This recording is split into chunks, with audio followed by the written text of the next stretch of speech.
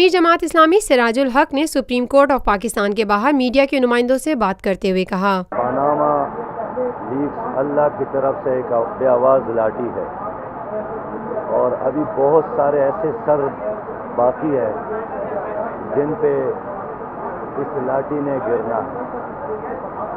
مجھے افسوس ہے کہ حکمران طبقے نے کبھی بھی عدالتی فیصلوں کو قبول نہیں کیا ہے اور حکمران خاندان، شاہی خاندان صرف وہی فیصلہ قبول کریں گے جو ان کے حق میں ہے، لیکن انشاءاللہ یہ مرحلہ نہیں آئے گا۔ آج بھی ہیئرنگ ہو گئی اور ایک ٹیکنیکل ایشو انہوں نے ضرور اٹھایا ہے، لیکن میرے اپنے دانش میں اس میں بھی ان کے لیے اسکوپ بہت کم ہے۔ ہمارا موقف یہی ہے جو کل ہم نے لاہور سے پنڈی تک مارچ میں 15 مقامات پر جلسوں میں لوگوں کو بتایا ہے کہ ہم سب کا احتساب چاہتے ہیں اور صرف نواز شریف صاحب کے احتساب سے قوم کا مسئلہ حل نہیں ہوگا۔ سراج الحق کا مزید کہنا تھا، 436 افراد کے نام موجود ہے اور وعدہ کیا گیا تھا کہ ہم سب کا آڈٹ کریں گے۔ ان سب کے نام موجود ہے، ان سب کے پتے موجود ہے، ان سب کی تفصیلات موجود ہے۔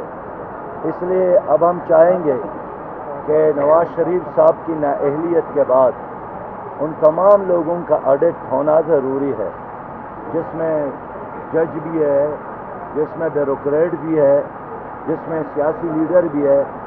ہماری قوم کو اب ایک موقع ہاتھ لگا ہے، اگر یہ موقع ہم نے ضائع کیا تو یقین جانیے پھر کبھی بھی کوئی احتساب کا مطالبہ بھی نہیں کر سکے گا۔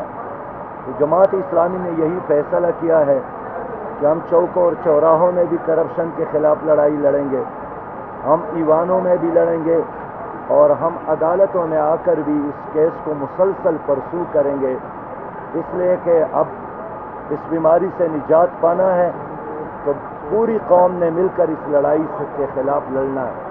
میں کہنا چاہتا ہوں کہ تمام سیاسی جماعتوں میں جو عام ورکر ہے وہ دیانتدار ہے، جو عام ورکر ہے وہ ایک کرپشن فری پاکستان چاہتا ہے۔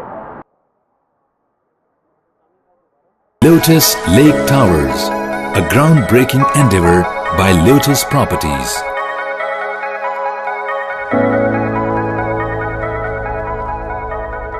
یہ ہے خبر کا جہاں اور آپ دیکھ رہے ہیں TNN TV۔